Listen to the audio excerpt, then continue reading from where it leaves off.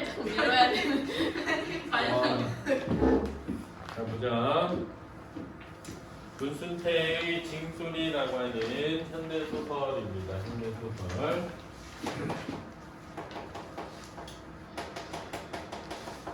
잘 보죠. 아내를 찾아다니느라고 시골에서 벌어온 돈마저 모두 깨먹어버리고 얼마 안 남은 산동네 샤글새빵값마저 찾아 쓴 칠복이는 방울제에서 나올 때 나눠 가진 군물인 징 하나만 들고 거렁뱅이 신세가 되어 떠돌았다. 이런 걸 뭐라 그러죠? 서술이라고 하는 겁니다. 그렇죠? 지금 서술되고 있는 내용은 뭐냐면 칠복이라는 인물에 대해서 인물의 성격을 서술해주고 있는 거예요. 알았죠? 됐니? 완전 뭐야? 마이너스의 상황에 처했죠. 왜냐면 내가 보니까 지금 아내가 있어 없어? 아내가 있었는데 어디로 갔나봐. 그래서 아내를 뭐하고 있어? 찾아다니고 있어. 돈 다 날라갔어. 사글새빵마저도 다 써버렸어. 거지 신세가 되어 또 돌았다. 됐으니까 거렁뱅이 신세. 이걸 보고 칠복이 아내는 왜 도망갔습니까? 칠복이가 방울제라고 하는 곳에서 살았어. 얘가 진짜 근면성실해. 그래가지고 마을 사람들이 칠복이한테 일을 막 시키고 칠복이한테 진짜 쓰기 힘든 진짜 버려진 땅 같은 거 주고 그랬단 말이야. 근데 그거를 개간해가지고 나름 정말 행복하게 살았어. 그래서 예쁜 마누라도 없고 결혼해가지고 애들. 근데 그 마을이 수물지구가 된 거야. 댐이 생기면서. 그래서 마을 전체가 댐이 생기면서 수몰지구가 되자 보상을 해주잖아. 근데 칠복이가 가지고 있는 땅은 그냥 야 너 여기 네 거 해 하고 쓸모없어서 줘버린 거지. 무슨 서류를 꾸미고 이런 게 아니야. 그러니까 보상을 제대로 받을 수가 없게 된 거지. 그래가지고 어쨌든 자기가 가지고 있는 모든 걸 털어갖고 부인이 도시에 가서 살고 싶다고 해서 도시를 갔어. 갔는데 할 수 있는 일이 없잖아. 그래서 부인은 중국집에서 식당 알바를 하고 칠복이는 농사하는 곳에 가가지고 품앗이를 하러 다닌 거야. 그래서 한 번은 이제 칠복이 자세하게 이건 기억은 안 나는데 아무튼 칠복이가 돈을 벌어서 이번에 정말 좀 일찍 딸내미도 보고 싶고 집에 가서 부인도 행복하게 해줘야지 하고 딱 갔는데 딸내미가 옆에서 자고 있는데 주방장이랑 둘이서 성관계를 하고 있었던 것이야. 그래서 칠복이가 개빡쳐서 부엌에서 식칼을 들고 이 연놈들을 죽이겠다고 했는데 이 주방장이랑 이 아내가 속옷만 챙겨 입고 후다닥 도망가 버린 뒤에 사라졌어요. 그래서 갓난 딸을 등에 업고 부인을 찾으러 돌아다니다가 거지가 돼서 미쳤어. 이게 이 내용이야. 앞에. EBS에 싫어지는. 아니 근데 그 뒤에 싫었잖아. 그래서 지금 아내를 찾아다니더라고 이렇게 싫어하는 거야. 그렇지? 칠복이는 거렁뱅이 신세가 되어 떠들면서도 방울제에서 가지고 나온 징을 마치 그의 딸아이만큼이나 애지중지했으며 밤에 잠을 잘 때는 그 징을 꼭 베고 잤다. 왜? 이런 걸 이제 생각할 때 이런 걸 생각해봐야 돼. 이게 제목 자체가 뭔 소리야? 징소리잖아. 그럼 이게 징이라고 하는 게 가지고 있는 무슨적 의미? 상징적 의미 이런 게 되게 중요한 거지. 그걸 설명하고 싶은 거야. 야 이거 징 되게 중요하다? 이렇게 서술한 거야. 이게 선생님이 생각할 때는 결과적으로 선생님이 생각할 때는 이게 뭘 의미하냐면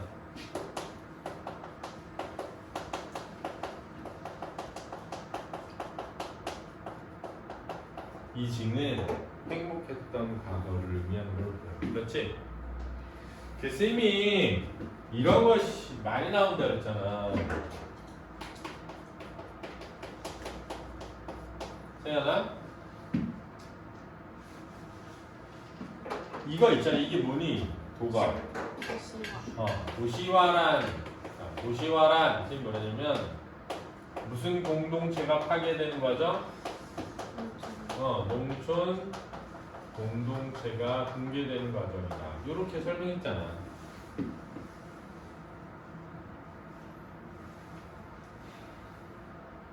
이해됐지? 그러니까 결국은 이 농촌 공동체에서 행복했던 과거를 상징하는 게 바로 징으로 보인다 이거지.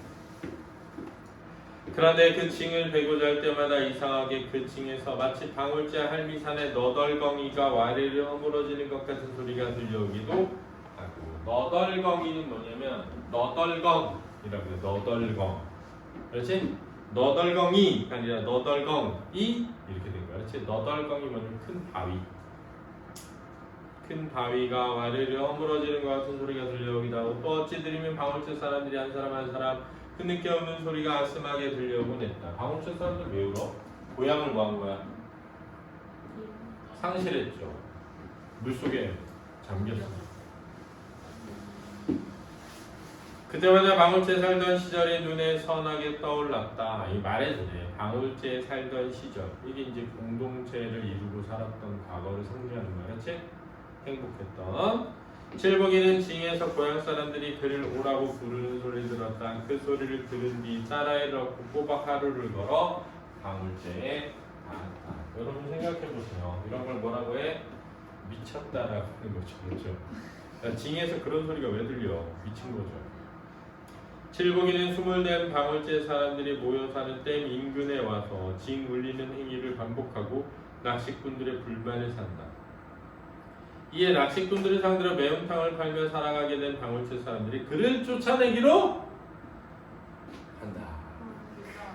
그러니까 이 농촌 공동체가 뭐했어? 붕괴되었는데, 그래서 마을이 뭐였니? 수몰되며 사라졌잖아. 그런데 이제 이 소설의 특징은 그 마을의 사람들의 인심도 뭐하게 된 거야? 사라지게 되는 과정을 보여주는 점이 특징이야. 수몰지구가 되면서 마을만 사라진 것이 아니라 그 마을을 이루고 있는 사람들의 인심도 사라지는 것을 보여준다. 강촌 영감님 부탁입니다요. 집안 쫓아내지만 마셔요. 다시는 회방치지 않겠구먼요. 이렇게 빌게요. 자, 그러면 이런 걸 뭐라 그러죠? 대화라고 하니까 서술상 특징이 서술과 뭐 대화를 통해 이렇게 나오면 되겠죠. 그죠? 그런데 여기 잘 보면 뭐가 등장해? 사투리. 선생님이 사투리가 등장하면 뭐다? 현장감, 생동감, 공주나 졸지 마라, 향토적. 이 세 개 알아들어 했지? 이거 바로 나오는 거야. 졸리면 저기 뒤에 서스가 이렇게 쏟아들어. 그렇지? 서스가 졸려서 서스 듣고 있는 거지. 얼마나 훌륭해. 안 졸려고. 저는 의지가 있는 게 중요합니다. 인정. 칠복에는 우르르 강촌 영감에게 날라붙어 어깨 축지며 팔을 붙들고 애원을 하다가 그대로 무릎을 꿇고 비대발발 빌었다. 그랬습니다. 간절하게 비대발발. 이 모습을 본 봉구와 덕칠이 강촌 영감까지도 목을 떼 모닥불이 타오르면서 시울이 시큰시큰했다. 시울은 눈시울. 자, 눈시울이 왜 시큰시큰한 거지, 장도영? 이게 무슨 말이야? 목을 떼 모닥불이 타오르며. 이게 무슨 말이야? 그래. 그래서 목을 때 모닥불이 타온다는 건 진짜 모닥불이 타는 게 아니야. 목구멍이 뜨거워졌다. 이거 알았지? 목구멍이 뜨거워지면서 눈시울에 눈물이 고였다. 이 뜻이 알았지? 정말 좀 쏘리한 거지. 너 불쌍하고 죄책감도 느끼면서 미안하고 여러 감정이 있는 거야 지금. 안 가겠다면 덕선무리를 해서라도 내쫓 죽어요. 강촌 영감은 담배 연기를 허공에 표해내며 결연히 말했다. 공구 덕칠이 팔만이 나를 내쫓지 마로. 고향에서 내쫓기면 어디로 갈 것인가. 이보게들 내 사정 좀 봐줘. 수영이는 무릎을 꿇은 채 친구들의 아랫도리를 두 팔로 덥석 껴안으며 통사정을 했으나 강훈재 친구들은 도시 말이 없었다. 도시가 뭐야? 끝끝내. 그렇지?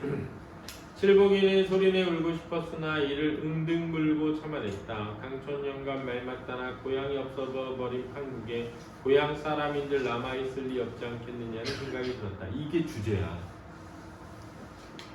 이게 고향의 소멸과 함께 고향 사람들의 인정마저 사라진 현실이죠. 그러니까 이 부분을 딱 실은 이유는 여기에 딱 주제의식이 드러나는 거야.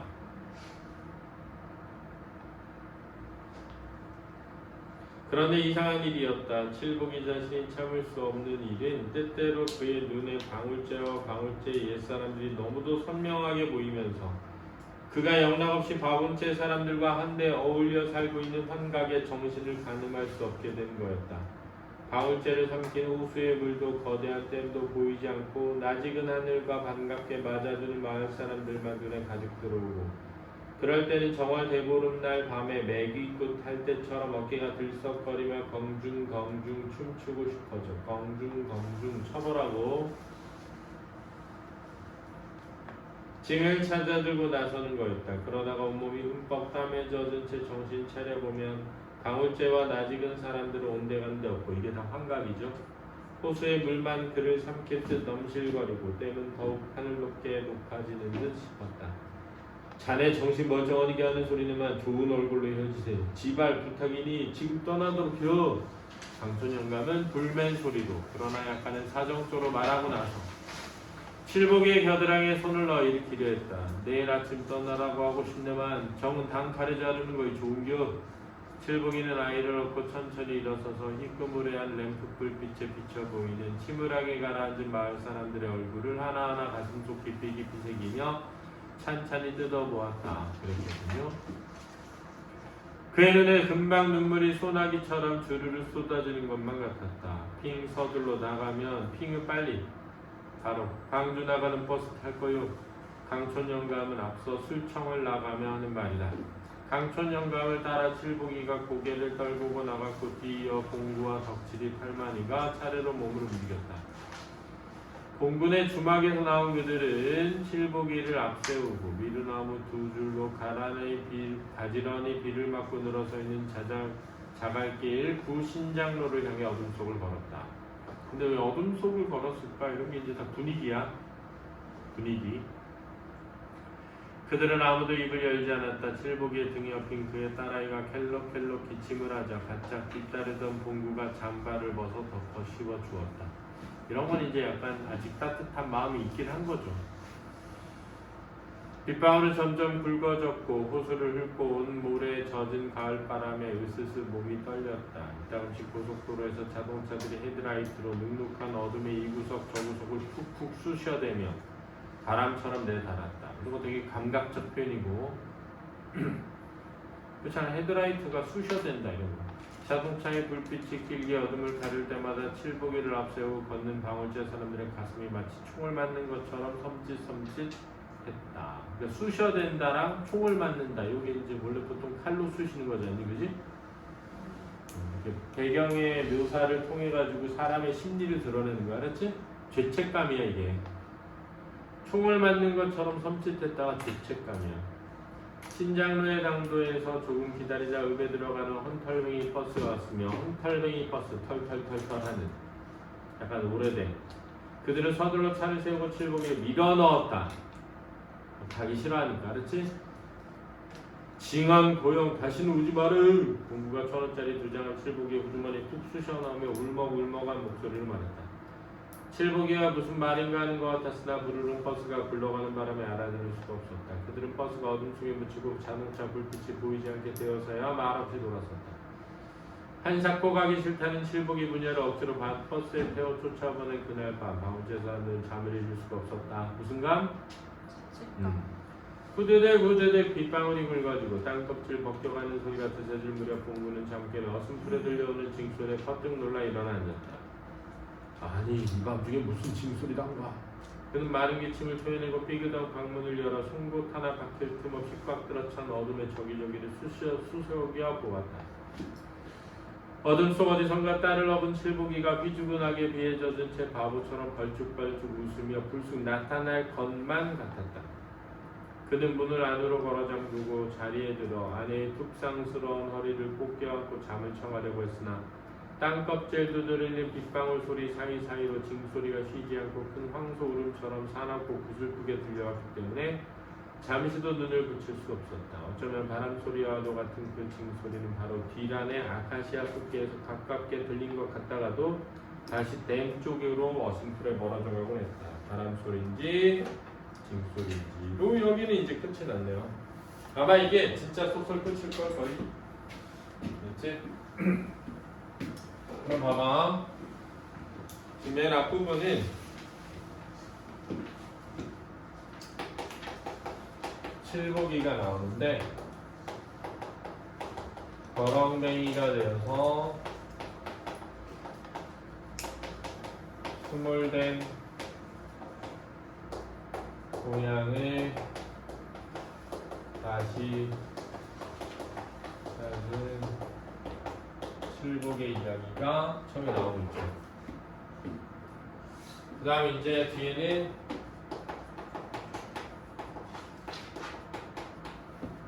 강촌 영감 나오고요. 그 다음에 이제 물론 마을 애들이 있는데 공주 주로 덕칠이 이런 애들 있죠.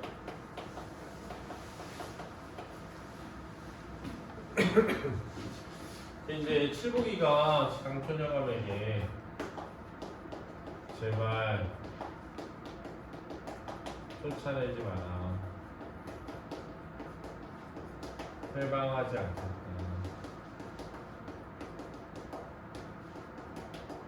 라고 애원을 하고 있죠. 그랬더니 안 가겠다면 덕석 우리 회사라도 쫓아낼 것이다. 얘기하고 있는 거죠.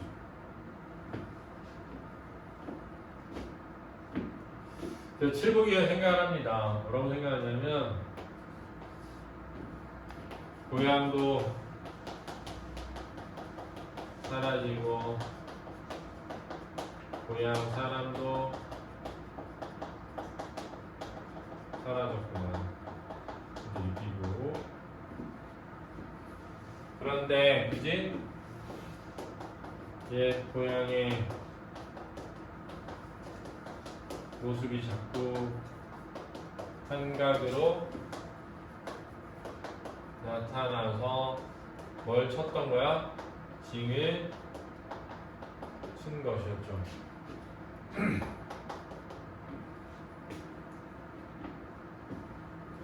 그래서 뭐라 하냐면 좋은 얼굴로 헤어지자.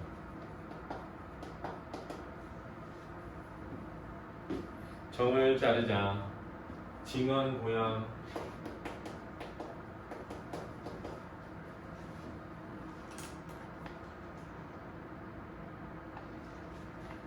이건 일반 말이 아니고 공부가 한 말이죠.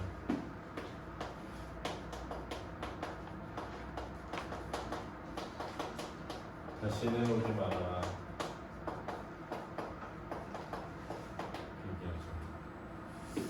그리고 어쨌든 그 자동차에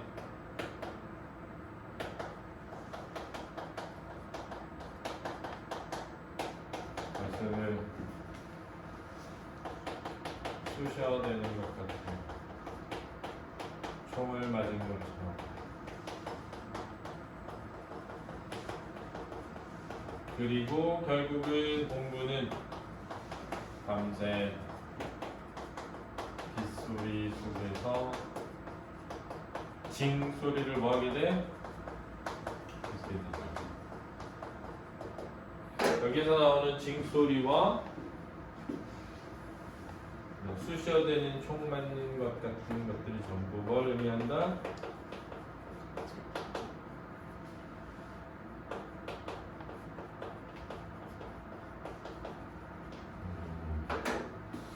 그래서 여기가 이제 장면 1인데 여기 나와 있는 부분에 서술자의 서술을 통해서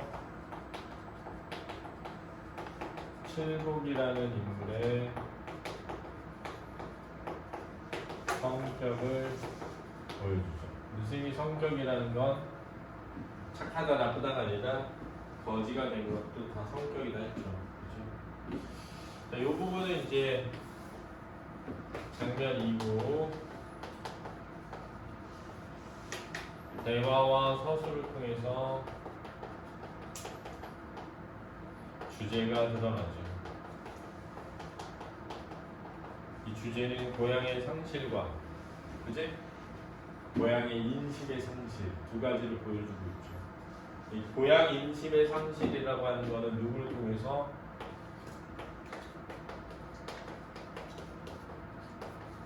강촌 영감이라는 인물을 통해서. 그래서 항상 인물이 주제를 구현한다. 그렇지? 주제는 번선징을. 알았니?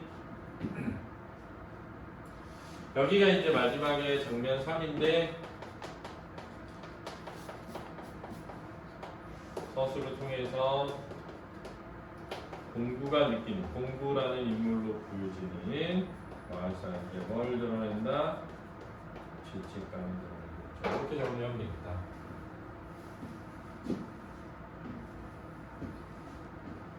정리하고 문제를 풀어보자.